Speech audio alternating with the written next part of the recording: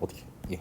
자, 지금부터는 이제 이진 분류기인데요. 이진 분류기는 앞에 경향성 판단, 지금까지 했던 거는 경향성 판단이에요. 그러니까 학생이 어느 정도 공부를 했으면 어느 정도 점수를 받는가, 그 경향성이죠. 이제부터는 분류입니다. 그래서 바이너리와 멀티레벨이 있는데요.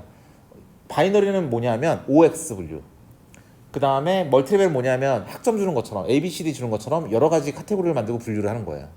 그래서 오늘은 저 이제 바이너리 클래시피케이션까지만 우리가 한번 집중적으로 보도록 하겠습니다.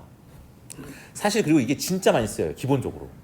예를 들어서 첫 번째 스팸 디텍션입니다. 오늘 아침에 이메일 박스를 보고 내가 예를 들어 은행이나 카드사에서 온 것만 다 클릭을 한 다음에 삭제라고 매일매일 시작한다. 그러면 이 이메일 박스가 굉장히 인텔리전스하다고 한다면 자동으로 이메일 올 때마다 바이너리 클래시피케이션이 돌면서 은행이나 카드사에 온 거면 스팸으로 보내줘야 되겠죠. 제가 몇 번 그런 행동을 하기 시작하면. 그래서 이거 스팸이냐 아니냐를 판단하기 때문에 스팸 디텍션도 바이너리 클래시피케이션입니다. 사실 제가 뭐 전정학에도 말씀드렸지만 제가 말실수를 한 적이 몇 번 있었는데 한 번 있었는데 작년 말에 이거를 딥러닝 강의를 한 이틀 동안 어디서 했더라 신한카드인가 했는데 아무 소리 없이 이해제를 설명하니까 불싸 그래서 신한카드에서 인프라 만드시는 분들한테 그래서 이거 실수했네 생각이 든 적이 있었고요. 페이스북 피드는 뭐냐면 여러분 그 페이스북 친구들이 쓰는 글들이 여러분 눈에 다 보이는 건 아니에요. 뭐냐면 페이스북은 그 다른 사람이 제 친구가 피드를 올리잖아요. 그럼 이제 그게 다 계속 새로 고침할 때마다 올라오는 게 아니라 제가 그동안 라이크를 했던 히스토리를 보고 얘가 내가 좋아하는 글인지 아닌지를 바이너리 클래시피케이션을 먼저 합니다. 제가 좋아할 만한 글만 보여줘요. 그래서 그렇기 때문에 얘는 바이너리 클래시피케이션이 중간에서 돌고 있는 겁니다. 그리고 크레딧 카드는 뭐냐면 제가 미국에 있을 때 무슨 일이 있었냐면 2011년에 미국에 있다가 토론토로 학회를 갔는데 카드가 막힌 거예요. 왜냐면 미국 애들은 우리나라는 카드 실명자 확인 잘 안 하는데 미국 애들은 좀 귀찮게 하지 않습니까? 여권을 같이 제시한다든지. 그런데 얘가 미국에 딱 갔는데 갑자기 카드가 막힌 거예요. 왜냐하면 미국 애들은 카드도 잘 막죠. 얘가 김중원이 그동안 쓰던 패턴이랑 다르다는 거죠. 맨날 LA에서만 쓰다가 갑자기 왜 토론토에서 갑자기 트랜잭션이 긁히니까 이상하다는 거죠. 카드가 막히니까 엄청 짜증납니다. 왜냐하면 캐나다에서 미국으로 전화를 해야 되잖아요. 그래가지고 그랬던 기억이 나요. 그래서 크레딧 카드가 내가 딱 긁었을 때 카드사 AI는 이게 김중원이라는 실사용자가 쓰는 것인가 아닌가를 판단하는 거죠. 제일 마지막은 제일 유명한 예 중에 하나죠. 내가 어떤 방사선과에서 CT나 MRI를 찍었을 때 내가 목적으로 하는 이상세포가 존재하는가 아닌가를 디텍션하는 알고리즘. 그래서 이 네 가지가 이제 가장 대표적인 바이너리 클래시피케이션이고 실제로 또 굉장히 많이 쓰입니다. 근데 우리 한번 해볼까요? 근데 여러분 이미 알고 계십니다. 자, 제가 시험을 볼 때 얘기했어요. 바이너리 클래시피케이션이니까 야 내가 시험 봤는데 50점 넘으면 다 A 플러스고 50점 아래면 다 F야. 이렇게 말을 했어요. A 뿔과 F 이렇게 되는 겁니다. 자, 그래서 학생들 아까 시험 본 것처럼 1시간 공부한 학생은 10점 맞았어요. 2시간 공부한 학생은 20점 맞았어요. 3시간 공부한 학생은 30점 맞았어요. 그럼 4시간 공부한 학생은 A 플러스를 받았을까요? F를 받았을까요? 왜 F죠? 40점 맞았을 것 같으니까. 야, 끝났습니다. 이미 끝났어요. 뭐냐? 바이너리 클래시피케이션 어떻게 하느냐? 여러분 지금 방금 머릿속으로 선형회귀 분석했잖아요. 그렇죠? 선형회귀 분석을 먼저 해요. 그 다음에 그 결과를 갖다 놓고 기준을 넘느냐 넘지 않느냐로 판단하면 끝납니다. 완전 쉽죠? 완전 쉬운데 여기서 하나만 더 뭐냐면 이 기준이라는 게 매번 똑같지 않아요. 지금 이거는 100점 만점 시험입니다. 그때 시험이 100점 만점 아니죠? 저 때 수능이 400점이었는데 400점 만점 이러면 또 기준이 달라져야 되죠. 근데 매번 기준이 달라지면 알고리즘 설계할 때 좀 이상하잖아요. 그래서 사람들이 어떻게 생각하느냐, 첫 번째는 리니어 리그레션 한다, 우리가 하던 대로. 그 다음에 리니어 리그레션 한 이 결과를 이 밑에 빨간색으로 보이는 시그모이드라는 함수에 집어넣어줘요. 이 함수의 특징이 뭐냐면 x축이 마이너스 무한대에서 플러스 무한대입니다. 마이너스 무한대에서 플러스 무한대. 그러니까 어떤 값이든 들어도 상관없어. 하지만 얘의 특징이 뭐냐면 내가 어떤 값이든 받아서 다 0과 1 사이로 매핑을 해줘버려요. 다 0에서 1 사이로 왔다 갔다 하잖아요. y값은. 그러니까 이 함수의 특징이 뭐냐면 모든 범위의 값을 다 받을 수 있지만 나의 출력값은 0에서 1 사이야. 이게 되겠습니다. 그래서 리니어 리그레션 한 다음에 시그모이드에 집어넣은 다음에 기준은 어디? 0.5. 왜냐면 0에서 1 사이를 매핑시켰으니까 항상 0.5를 기준으로 짜리기만 하면 돼. 그러면 기준이 전체 범위가 달라져도 쓸 수 있습니다. 맞죠? 완전 좋은데 여기까지 해서 모델은 다 끝났어요. 실제로 모델이 이렇게 구성합니다. 그래서 아까 만들었던 코드에서 그 모델 코드 있죠. 매트릭스 멀티플리케이션 x, w 한 다음에 더하기 b 했던 거, 거기다가 시그모이드 함수만 씌워주면 돼요. 그러면 모델 완성해. 바이너리 클래리피케이션 모델은 리니어 리그레션을 한 다음에 시그모이드 씌워주면 된다며. 그래서 이렇게 하면 되는 겁니다. 그래서 시그모이드 함수는 어떻게 구현하느냐? 텐서플로에서 tf.시그모이드 쓰면 끝입니다. 그게 함수 이름이에요. 자, 좋은데 시그모이드 함수는 이게 이 함수가 통계학적으로 어디서 나온 거냐면 우리 정규분포 있죠. 정규분포 이렇게 생긴 거. 이 정규분포를 누적 분포로 만들면 이렇게 생겨요. 그러니까 정규분포랑 좀 관련이 있는 건데, 그리고 얘는 시그모이드라고도 불리지만 로지스틱이라고도 부릅니다. 로지스틱 함수라고도 불러요. 이름이 두 개예요.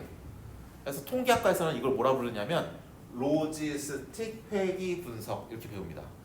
통계학과 2학년 2학기 때 로지스틱 회귀 분석 이렇게 배우고, 똑같은 내용을 컴퓨터공학과 애들은 이진 분류라고 배웁니다.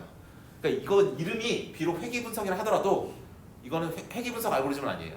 얘는 분류 알고리즘이에요. 분류기예요. 아시겠죠?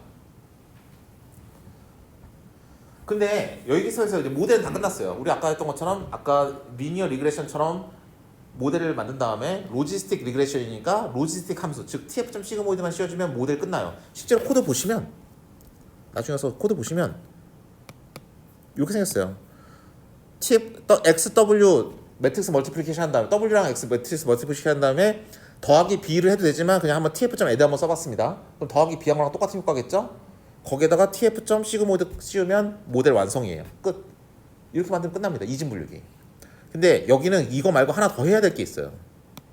뭐냐면 바로 코스트 함수가 문제가 생겨버립니다. 자, 아까는 어땠냐면 선형이었잖아요, 모델이. 그러니까 wx 더하기 b였으니까 아까는 얘를 얻다가 상수값을 뺀 다음에 제곱을 했을 때 컷 모양이 나왔어요. 근데 얘는 로지스틱 함수를 가만히 생각해 이렇게 생겼거든요. 로지스틱 함수가 여기에다가 이게 더하기 b는 생략한다 치더라도 wx 이 리니어 컨비네이션 걸 요 z에 집어넣어야 되는 거예요. z 이렇게 생겼으니까 얘는 변수가 분모에 있다 못해 지수승까지 올라가네요. 생겨먹은 게. 그럼 여기다가 그래서 이런 로지스틱 모델을 만들었어요. 이게 이진분류 모델이에요. 우리가 알고 있는 리니어 리그레션 모델을 시그모이드에 집어넣은 게 이렇게 생긴 거예요. 얘는 그럼 여기다가 아까처럼 최소 자승법 한다고 빼기 y 한 다음에 제곱한 다음에 평균을 내버리면, 아니 변수가 여기 분모의 지수에 있는데 아까처럼 예쁜 컷 모양의 코스트 함수가 나올까요? 이거 멜랩으로 찍어보면 이게 물결, 옛날 서울유 광고 보면 이렇게 물결 이렇게 왕관처럼 그렇게 나오더라고요. 이게 제가 한 건 아니고 다른 교수님이 한 거를 유튜브에서 봤어요. 이거 그래서 코스트 함수를 이렇게 하면 뭘 못 쓴다? 그라디언트 디센트 옵티마이저를 못 쓴다. 거기서 문제가 발생합니다. 그래서 코스트 함수를 어떻게 설계할까? 이게 문제가 되는 거예요. 그래서 이거를 이제 어떤 분들이 이걸 연구했냐면 이제 컴퓨터에서 전자공학에서 이제 정보 이론 하신 분들이 이제 좀 했는데, 뭐 우리는 그 결과만 갖다 쓰면 되는 거니까 요 x라는 애가 분모의 지수에 올라있으니까 이게 문제거든요. 근데 이 앞에 로그를 씌워버리면 분수는 마이너스 1승에서 마이너스로 떨어져 앞으로 나올 거고, 그 다음 얘도 x 앞으로 튀어나올 거고, 그래서 로그 기반의 코스트 함수를 만들면 괜찮겠다라는 생각을 했어요. 그러면 어떻게든 우리가 컴팩스로 만들 수 있겠다, 선형으로 컷 모양으로 만들 수 있다라는 게 이제 기본 포인트가 되겠습니다. 그래서 결과만 가져오면 이건 그걸 설명한 거예요. 코스트 함수가 이쁘지 않게 생겼다라는 걸 설명하는 거고요. 이 다음 장을 보시면 오른쪽처럼 만들면 된다는 거예요. 그래서 이거를 로그 기반의 코스트 함수라고 해서 이걸 엔트로피 함수라고 부릅니다. 좀 어렵게 보이지만 하나도 안 어려운 게 하나씩 해보면 돼요. 자, 예제로 설명을 드리겠습니다. 예제로. 자, 우리가 크레딧 카드 예제를 해볼게요. 크레딧 카드 예제. 크레딧 카드를 제가 쓰지 않고 다른 사람이 쓸 경우에 딱 AI가 발견하는 게 우리의 목적이죠. 그러니까 제가 카드를 한번 쓸 때마다 AI는 이게 김중원이 쓴 거야? 아니야. 요거만 판단하고 있어요. OX, OX, 바이너리 클래시피케이션. 우리가 도둑이 내 카드를 쓰는 상황이 발생한 걸 1이라고 합시다. 제가 제 걸 쓴 거는 아직 무슨 이벤트가 발생한 거 아니니까 0이라고 합시다. 그러면 요 A라는 상황은 Y가 뭐였죠? 실제 값이었죠. 실제로 김중원이 썼어요. AI, 이거는 우리의 AI죠. 학습시킨 모델이니까. 우리 AI는 김중원이 썼다고 제대로 말을 해줬어요. 두 번째 경우 B는 실제로 도둑이 썼어. 근데 AI는 미처 그걸 판단 못하고 김중원인 것 같네 하면서 승인 처리해줘 버렸어요. 얘는 뭐냐면 김중원이 쓴 게 맞아요. 근데 AI가 잘못 판단하고 이거 도둑이 쓴 거네 하고 거절해 버렸어요. 승인을. 이게 C라는 세 번째 경우고, D라는 네 번째 경우는 도둑이 썼고 AI도 도둑이 썼다고 생각하고 제대로 판단하고 막아버렸어요. 이 4개 외에 다른 경우 있습니까? 그렇죠. 바이너리니까 0과 1이기 때문에 0과 1로 만들 수 있는 조합은 이 4가지밖에 없기 때문에 이게 다예요. 자, 이걸 가지고 여기 한번 넣어보겠습니다. 얘를 가만히 봤더니 y는 0일 때 y는 1일 때로 위아래가 달라지네요. 그러니까 처음 경우를 보면 y는 0일 때니까 밑에 식을 써야 될 것 같아요. h는 0이래요. h에 0을 넣으면 1 빼기 0이 되죠. 그러면 여기는 로그 1이 되죠. 로그 1이면 보시는 것처럼 0이 됩니다. 마이너스를 붙여봤자 0이 돼요. 여기 코스트는 0. 이건 뭐냐면 나는 김중원이 썼고 AI도 알아맞혔어. 김중원이 썼다고. 그러니까 얘는 코스트가 발생하지 않아요. 왜냐하면 우리의 모델이 AI 모델이 현실과 똑같이 반응을 했으니까. 두 번째 경우를 볼게요. y는 1이래요. 그럼 위아래식 중에서 위의식을 씁니다. 그렇죠? 그런데 h는 0이래요. h에 0을 넣으면 보시면 알겠지만 로그는 0이 나오면 마이너스 무한대로 떨어집니다. 마이너스 무한대. 거기다 마이너스 앞에 있으니까 플러스 플러스해서 얘는 무한대가 돼버려요. 얘는 뭐냐면 실제 도둑이 썼는데 AI가 틀렸어. AI가 틀리면 코스를 발생시켜야 돼요. 근데 무한대로 그냥 발생시켜버리는 거예요. 예. 그래서 두 개 다 해보시면 얘도 무한대, 얘는 0이 나옵니다. 즉 뭐냐면 얘는 y랑 AI 값이 틀리면 무한대가 나오고 두 개가 같으면 0이 나오는 거예요. 왜냐면 AI가 실제 값을 그대로 알아맞혔으니까. 저거 쓰면 되겠네. 그리고 쟤는 또 아까 말했듯이 로그를 기반으로 하기 때문에 아까 그 시그모이드가 들어있는 그 모델을 이제 약간 평평하게 펴줄 수 있습니다. 그래서 그라디언트 디센트를 쓸 수 있게 만들어줬어요. 그럼 이제 다 끝났어요. 근데 딱 하나 더. 예, 뭐냐면 코스트 함수 만들 때 if만 만들어야 돼. if y는 1이면 위에 거? 그렇잖아요? 아니면 밑에 거 이렇게 만들어줘야 되잖아요. 이거 너무 귀찮죠? 귀찮으니까 사람들이 어떻게 했냐면 야 바꿔보자 이렇게. 이거 아주 쉽습니다. 왜냐? 보시면 알겠지만 y가 1이면 위에 거 쓰라 그랬죠. 그 y가 1이면 뒤에는 1 빼기 1 돼서 0 돼서 뒤가 날아가 버려요. 요것만 남아요. 그쵸? 자 동일하게 y가 그럼 y가 0이면 0 0 넣으니까 여기 0 곱하니까 x가 빨간색이 날아가고 녹색만 남아요. 그럼 이렇게 한 줄 써도 되겠네. 그쵸? 그거를 코스트 함수로 만들면 요건 하나의 카드 긁은 거에 대한 거니까 카드를 여러 번 긁었으면 거기에 대해서 평균을 낸다 그랬죠. 아까도 맨 처음 코스트 함수 설명드릴 때 새 학생의 시험 점수를 평균을 낸 것처럼 요것도 한 번만 해서 끝나는 게 아니라 여러 번 샘플을 가지고 평균을 내는 거예요. 그게 바로 이 밑에 코스트 함수를 완성할 수 있는 겁니다. 얘는 컨벡스니까 컵처럼 예쁘게 생겼으니까 그라디언트 디센트를 쓸 수가 있어요. 자, 그러면 이거를 이제 코드를 짜야 되잖아요. 어떻게 짜느냐? 얘는 아까 말했듯이 리듀스민 쓰고 얘는 우리 샘플값 그대로 받아들이는 거죠. 얘는 대문자 y. 그쵸? 텐서플로우에서 로그 값은 뭐죠? tf.log예요. tf.log. 텐서플로우에서 h of x는 뭐죠? 얘 그냥 우리 모델이라는 이름을 썼잖아요. 그쵸? 모델. 나머지는 다 똑같습니다. 그러면 끝이에요 이제. 끝인데 요 코드에서는 그거 그대로 써준 건데 요 앞에 리드스 언더 미네 마이너스 붙어 있잖아요. 요 마이너스는 여기 마이너스로 그냥 안쪽에 늘어났을 뿐이지 아까 그거랑 똑같이 생기네.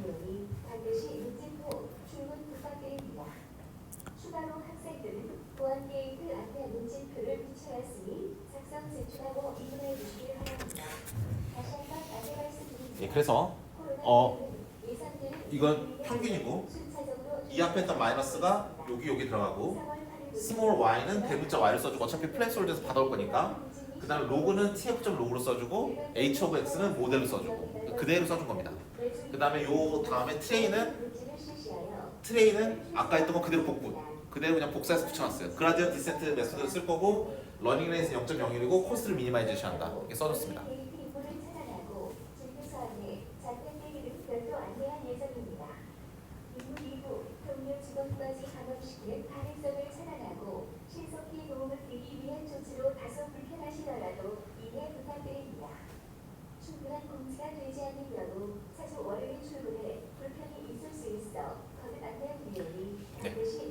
근데 그 y가 예. 0과 1이라는 게 일단 들어가야 되는 거잖아요. y가 0과 1이라고 들어가야 되죠. 그거는 일단 시그모이드를 지나야지 나오는 거 아니에요? y가 0과 1이라는 건? 학습하는 과정에서는 그렇진 않습니다. 그거 나중에 설명드릴 거예요. 예, 좋은 말씀이십니다. 자, 그래서 첫 라인부터 보면 이제 x 언더바 데이터, y 언더바 데이터로 여러 개의 데이터를 집어넣습니다. 자, 이렇게 생각하시면 돼요. 1시간 공부하고 2년치 족보를 가진 학생은 빵점. 2시간 공부하고 F. 2시간 공부하고 3시간 3년치 족보를 가지면 F. 3시간 공부하고 1년 족보를 가지면 F.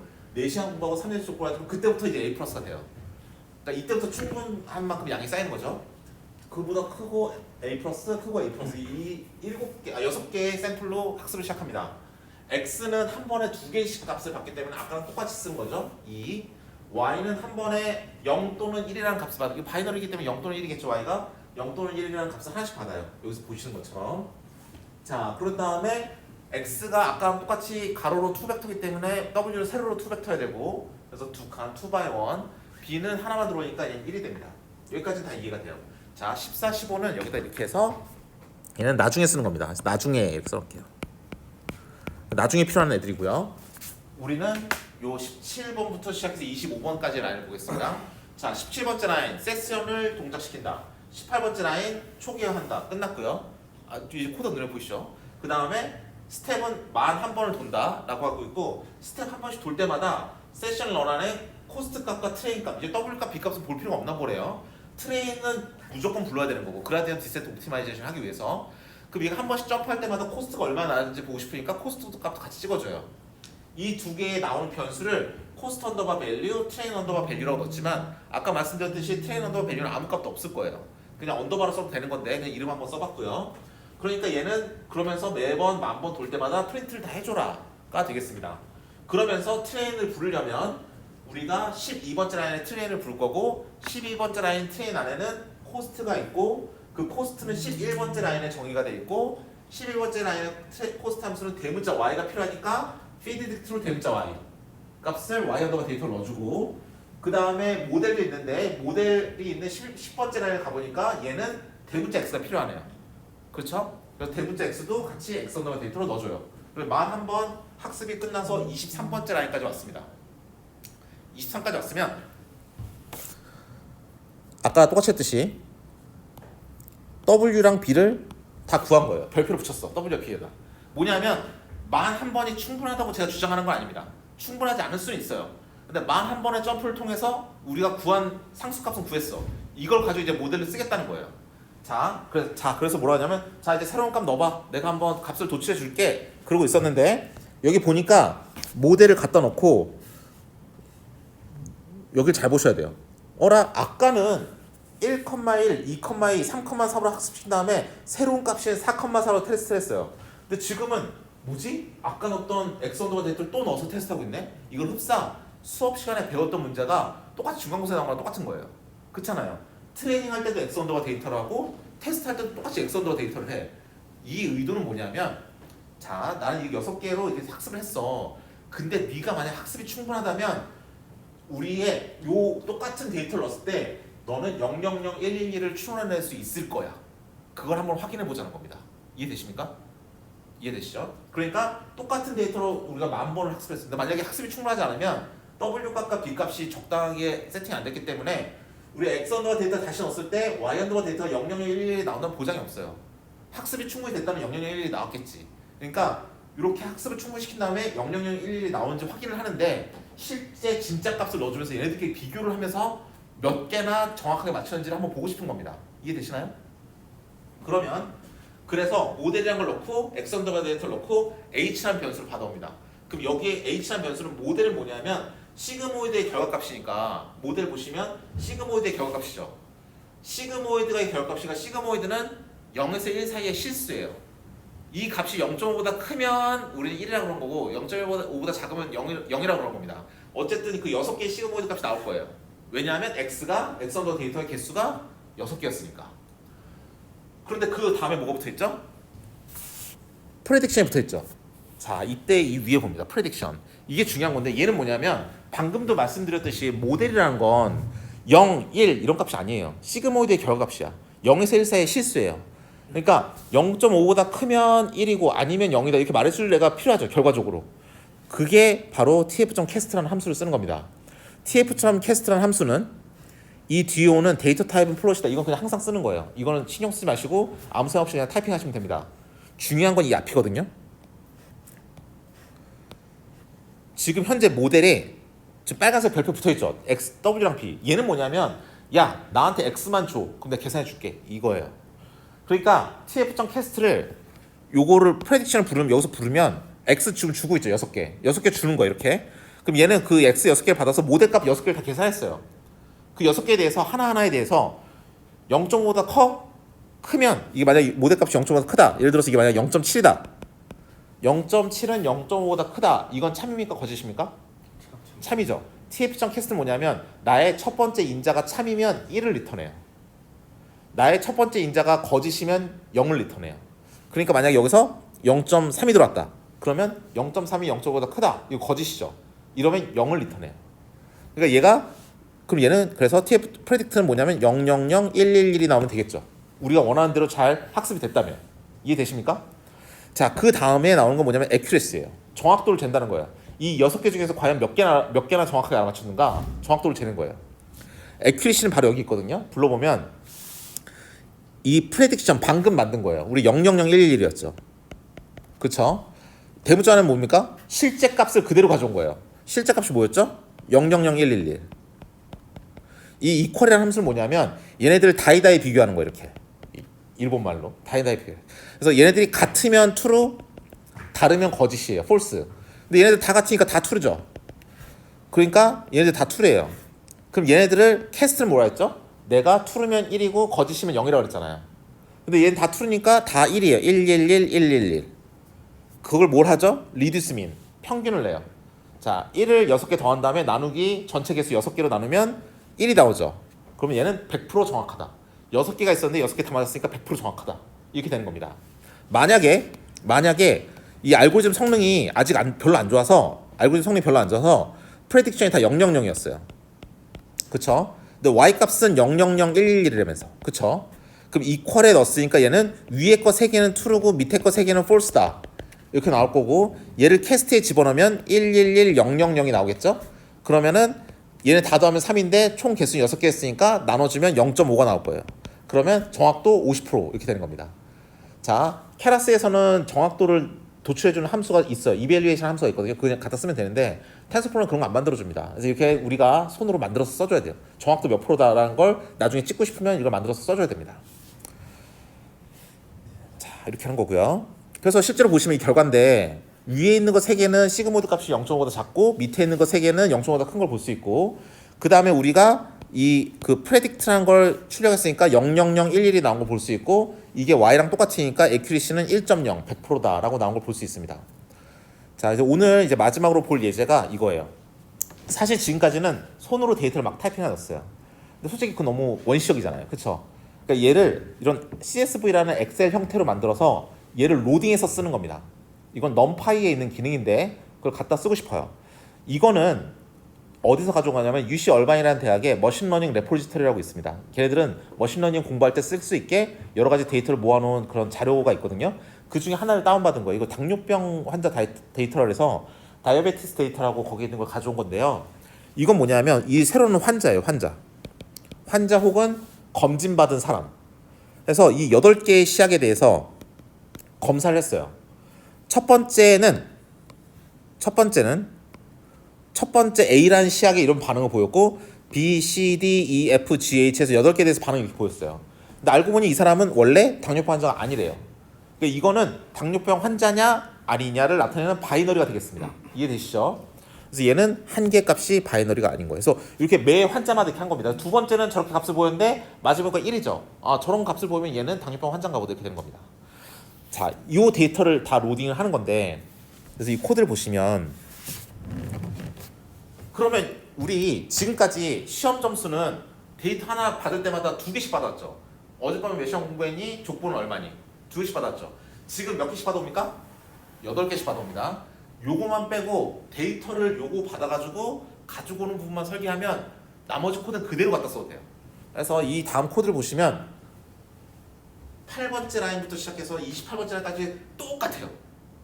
똑같은데 다른 게 몇 군데가 있어. 뭐냐면 일단 데이터 구조가 틀리니까 일단 이 부분이 달라야 됩니다. 러닝 레이트랑 몇 번 도는가. 요거는 달라야 돼요. 그쵸? 왜냐면 데이터 사이즈가 변했죠. 아까는 1부터 3, 뭐 5, 1 이런 건데 지금 0에서 1 사이 값이니까 러닝 레이트나 이런 세세한 파라미터는 좀 바꿔줘야 돼. 15번째 있는 러닝 레이트과 요 몇 번의 이터레이션이 도는지 데이터가 바뀌었으니까 요건 바꿔줘야 되지만 지금 요 9번째 라인부터 시작해서 28번째까지 그대로 그냥 갖다 붙였습니다. 근데 사이즈가 이제 더 이상 2가 아니라 8이 됐잖아요. x가. 그럼 여기 8에 해당하는 값을 넣어주고 왜 이건지는 나중에 설명드리겠지만 w도 x가 8 사이즈니까 얘를 행렬을 곱셈을 하여 리니어 컨비네이션 하려면 8 사이즈가 돼야 되니까 w 값도 그 8에 해당하는 값으로 이렇게 바뀌었어요. w는. 요 밑에는 그래서 다 똑같아요. 지금. 요 파란색으로 형광펜 친 것만 빼고는 다 똑같습니다. 아까 코드 그대로 가져왔어요. 이진 분리한다는 개념은 똑같으니까. 그러면 저기에서 어떻게 데이터를 가져오느냐 하면 파이썬을 좀 아셔야 되는데요. 자, 파이썬은 우리 A라는 리스트가 우리 0, 1, 2, 3, 4, 5 이렇게 데이터가 합시다. 그럼 파이썬에서 2 땡땡 3 하면 뭐가 나올까요? 0, 1, 2, 2 땡땡 4 하면 뭐가 나올까요? 2, 3이 나와요. 뭐냐면 2부터 시작해서 4 하나 앞까지예요. 4까지가 아니라. 아시겠죠? 그리고 파이썬에서 A 땡땡 하면 전부 다 나옵니다. 땡땡을 쓰면 전부 다 나와요. 파이썬에서 A 마이너스를 쓰면 어떻게 되나요? 그건 제일 뒤에 게 나오죠. 왜냐면 C나 자바는 이러면 세그멘트 폴트 납니다. 메모리 참조 에러가 딱 뜨는데 얘는 뭐냐면 파이썬은 어레이가 순환 구조예요. 마이너스 1을 붙으면 제일 뒤로 갑니다. 5가 나와요. 이렇게. 이거거든요. 그래서 요거를 다 로드해서 하나의 변수 x, y에 집어넣었다고 합시다. 그럼 x 언더바 데이터는 어떻게 만드느냐? 그럼 x, y에 좀 x에 해당하는 부분이 있어야 되죠. 요거 세로에 해당하는 부분. 세로 먼저라 그랬으니까. 그럼 얘는 어떻게 하냐면 이거 한번 지우고 한번 해볼까요? 얘는 어떻게 하냐면 x, y에 이 앞에는 세로에 해당하는 부분이 나오고 뒤에는 가로에 해당하는 부분이 나와야 돼요. 항상 우리 파이썬의 약속입니다. 앞에 있는 게 세로, 뒤에 있는 게 가로. 세로는 모든 환자에 대하여 다 데이터를 가져와야 되잖아요. 무조건 땡땡. 가로는 뭐죠? 처음부터 시작해서 어디까지? 9가 아니라 제일 끝에서 하나 앞까지 가져와야 돼요. 그래서 마이너스 1이 됩니다. 여기. 땡땡 넣지 않고 논으로 집어넣으면 안 되나요? 넌으로 집어넣으면 여기는 어레이에선 사이즈 특정이 안 돼요. 넌으로 넣었던 건 텐서플로우라는 TF 안에서만 가능한 겁니다. 예. 그래서 근데 이렇게 해주면 이게 원래 8 쓰면 뭐 8 앞까지 될 텐데 마이너스 1 쓰면 좋은 건 뭐냐면 나중에 이 코드를 딴 데 쓰고 싶으면 요 나중에 여러분들 막 다른 현업의 코드를 쓰고 싶으면 막 사이즈를 막 1000까지 늘릴 수 있잖아요. 어느 세로 이거 1000개 다 세고 있어. 그냥 제일 끝에서 하나 앞까지만 가져와. 이렇게 말하는 게 훨씬 낫잖아요. 그렇죠? 자동으로 개수가 8개인데 알 필요도 없는 거예요, 원래는. 이렇게 해주면 이게 바로 x 언더바 데이터예요. x 언더바 데이터. 그러면 이거 요 한 줄 이거 다 띄워가지고 x 언더바 데이터 쫙 만들어준 거예요 지금. 그럼 y 언더바 데이터는 어떻게 만드느냐? 전체 여기에서 일단 세로는 이 앞에 있는 세로는 모든 환자에 대하여는 맞는 거죠. 모든 환자에 대하여. 그래서 땡땡만 씁니다 이렇게. 그 다음에 얘는 뭐냐면 제일 뒤에 있는 한 줄만 쫙 가져오면 되죠. 그래서 얘는 대괄호로 마이너스 1 이렇게 씁니다. 그럼 얘 한 줄만 쫙 가져오라 소리예요. 요 한 원소만. 그래서 이렇게 표현을 합니다. 4번째 라인 x1이라는 변수에 같은 폴더에 있어야 돼요. 이 파이썬 코드랑 이 CSV 파일이랑 같은 폴더에 있어야 돼요. 저희 그 GitHub 레퍼지토리에 이 파일도 들어있거든요. 코드스라는 그 폴더 안에 들어있는데 이 같은 폴더에 있으면 얘를 이 뒤에는 그냥 쓰라는 대로 쓰면 됩니다. 써주면 어떻게 하냐면 요 CSV에 있는 파일의 데이터를 싹 다 로딩해서 x1이라는 변수에서 지금 다 집어넣었어요. 그 변수를 갖다 놓고 세로로는 모두 다 가져오고 가로로는 처음부터 시작해서 제일 마지막에 하나 앞까지 가져와라. 그 말을 해준 거예요. 이게 바로 x 언더바 데이터. y 언더바 데이터는 처음 모든 세로로는 모든 환자 다 가져오고 제일 마지막만 가져와라 하고 끝났습니다. 그러면 아까 말한 대로 그대로 돌리면 되는데 자 여기서 이렇게 하면 얘가 행렬이잖아요. 행렬인데 세로로는 모든 환자에 대하여 이게 450명인가 750명인가 그렇거든요. 그 환자에 대해서 가로로는 8개예요. 그 얘 행렬 사이즈가 750 by 8입니다. 그 사이즈를 보고 싶으면 어떻게 하냐면 x 언더바 데이터를 한 다음에 점 쉐이프를 하면 돼요. 그럼 얘가 750,8이라고 나와요. 이게 사이즈니까. 근데 우리가 관심 있는 건 750이 아니에요. 8이 관심 있어. 8만큼 데이터를 매번 받아줄 수 있게 플레이스홀더를 해주고 싶고 요 사이즈만큼 W도 만들고 싶어요. 그래서 요 8이라는 값을 어떻게 띄워오냐면 이 뒤에 대괄호 0을 하면 750이 나오는 거고 대괄호 1을 하면 8이 나오는 거예요. 앞에서부터 하나씩 가져온 거 0, 1, 1 가져온 거니까. 그래서 요게 8이라고 안 쓰고 x 언더바 데이터 점 쉐이프 한다 대괄호 1이라고 쓴 겁니다. 우리 멋있게 사이즈 막 변화할 수 있게 만들어놓고서 여기 와서 8이라고 하드 코딩하면 모양새 빠지니까 그렇잖아요? 그래서 이렇게 만들어주는 게 맞습니다. 예, 그래서 8이라는 값을 가져왔으니까 여기를 또 이렇게 같은 값으로 이렇게 가져온 거고요. 나머지 코드는 아까 설명드렸으니까 다 이해가 되는데 문제가 나옵니다. 뭐냐?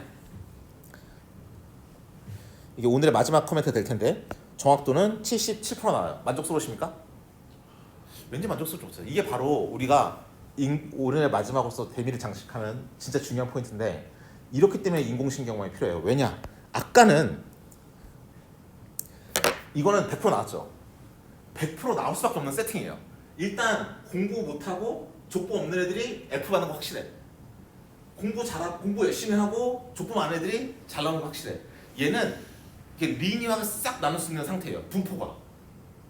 아까 이 전체 챕터 이름이 뭐였죠? 리니어 펑션이었죠. 그러니까 이렇게 뭐랄까? 이렇게 착바치 같은 거 하나 두고 우리가 이 공간을 나누고 싶다라고 하면 예를 들어서 안경을 쓰신 분과 쓰지 않은 분을 나누고 싶다. 그럼 여기를 가운데로 이렇게 싹 나누면 됩니다. 그렇죠? 안경 안 쓰시고 쓰셨으니까. 이것처럼 어떠한 샘플의 분포를 나눌 때는 리니어 스페이스로 나누는 게 이 리니어 커뮤니케이션 기반의 방법들이에요. 선형 회귀 분석 선으로 나오죠. 그다음 바이너리 클래시피케이션도 리니어 커뮤니케이션 한 다음에 함수 씌운 겁니다. 이거는 다 선형의 분류기예요. 선형의 분류기. 선형의 분류기는 우리가 3차원 공간을 나눌 때 우리가 평면을 나눌 때는 1차원 선으로 나누고 3차원 평면을 나눌 때는 책받침으로 나누고 이렇게 하는 겁니다. 지금 이것도 선으로 2차원의 공간이니까 선으로 나누는데 얘는 그래서 잘 찾아주면 얘네들을 깔끔하게 나눌 수 있는 상태예요. 섞여있지 않으니까. 그쵸? 공부 많이 안 하고 족보 없는 애들이 당연히 다 F 받았고 이거는 정의 구현이 된 상태입니다. 그쵸? 근데 이 다음은 그렇지 않아요. 얘는 솔직히 8가지 A부터 H라는 기준이 당뇨병 환자를 구별하기 위한 좋은 기준이라는 무슨 근거가 있습니까? 없죠. 전혀 쓸모없는 인덱스일 수도 있어요. 그리고 만약에 하나를 쓰더라도 야 이거 하나면 당뇨병 100% 찾아내는 진단 치약이야. 그러면 그거 하나만 쓰더라도 100% 나올 수도 있어요. 잘 모르니까 8가지 써놓고서 그걸 가지고 지금 보는 거예요. 그러니까 얘는 지금 8차원짜리 공간이에요. 그쵸? 8차원짜리 공간에 그렇잖아요. 이게 만약에 뭐 아까처럼 1,2다 그러면 평면에다 1,2 이렇게 하는 건데 얘는 지금 8,000원짜리 공간이니까 8,000원짜리 공간에 환자의 750명의 점을 쫙 뿌려놓은 다음에 책받침 하나 7,000원짜리 책받침을 갖다 놓고 평면 하나로 나누는 거예요. 100%안 나누는 게 당연한 거예요 이게. 자, 그래서 이건 리니어 클래시피케이션이기 때문에 그래요. 그런데 뉴럴넷이 들어가면 히든 레이어 하나하나 쌓일 때마다 제 손에 책받침이 하나씩 생깁니다. 그러니까 어떨 때는 이렇게 가다가 어떨 때는 이렇게 가다가 어떨 때는 이렇게 가다가 이게 가능한 거예요. 이게 넌리니어 클래시피케이션이 되겠습니다. 그래서 딥러닝이 들어가면 이 히든 레이어 개수가 20개, 50개 이렇게 되지 않습니까? 그러면 책받침이 20개, 50개가 돼. 그럼 아예 그냥 드리프트 치면서 달릴 수도 있어요. 그렇기 때문에 성능이 확 좋아지는 겁니다. 그게 바로 히든 레이어의 강점이에요. 그래서 나중에 저도 예전에 이거 수업할 때 뭘 했었냐면 수업할 때 그거 이거를 나중에 히든 레이어 쓰는 거까지 다 갖춘 다음에 이 코드에 히든 레이어를 쌓아서 분류 확률이 77%가 아니라 90%까지 올려봐라. 뭐 이런 숫자도 낸 적이 있거든요. 그러니까 이 코드에다가 몇 라인만 더 쓰면 히든 레이어를 설계한다 그랬지 않습니까? 몇 라인만 더 넣으면 여기서 히든 레이어가 들어가기 때문에 그때는 이게 성능이 확 좋아져요. 그러니까 지금은 리니어한 상태에서 책받침 하나 가지고 정말 용을 쓰고 있는 거예요. 용을 쓰면서 만약 여기 대강당이다 해서 삼성전자 여성연구원 막 앉아있고 남성연구원 막 섞여 앉아있다. 제가 앞에 서가지고 남성연구원 여성연구원을 어떻게 하면 나눌까를 책받치고 막 이렇게 해봤자 이미 앉아있는 상태에서는 100% 절대 안 나와요. 그쵸? 물론 여자분들 다 앉고 남자분들 다 앉았으면 모를까 그럴 일은 거의 없으니까 아무리 용을 써도 안 나와요. 그러니까 이건 에러가 있을 수밖에 없어. 하지만 그 상태에서 최대한 자체 조작가 여기 포인트고 코스트 미니마이제이션을 했으니까.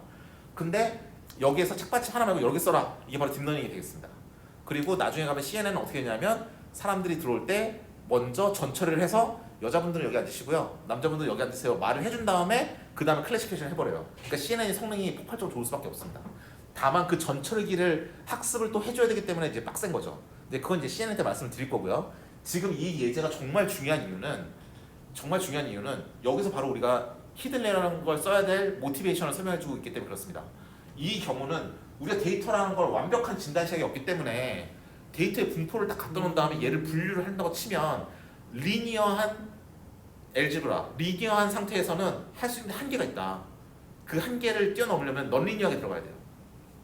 그래서 인공신경망이 처음에 나왔을 때 넌리니어 클래시피케이션이라 해서 엄청 각광을 받았습니다. 처음 60년대 나왔을 때. 근데 얘가 갑자기 확 죽은 건 뭐냐면 히든 레이어를 무지막지하게 많이 쌓는 게 불가능하더라라는 게 수학적으로 증명이 되니까 그 다음부터 확 죽었어요. 근데 다시 그 액티베이션 함수 같은 게 뭐 발견되면서 새로 개발되면서 이제 무한대로 쌓을 수 있다 이론적으로 바뀌니까 그 다음부터 이제 딥하게 쌓을 수 있으니까 딥러닝으로 넘어가는 거죠. 그렇게 되겠습니다. 그래서 이게 정말 중요한 예제예요. 이게 77% 밖에 나오진 않지만 얘를 높이려면 인공신경망이 필요하다라는 겁니다. 예. 여기까지는 이제 리니어 클래시피케이션이 되겠습니다. 예. 그러면 오늘 여기까지 질문 있으십니까? 저기 네. 아까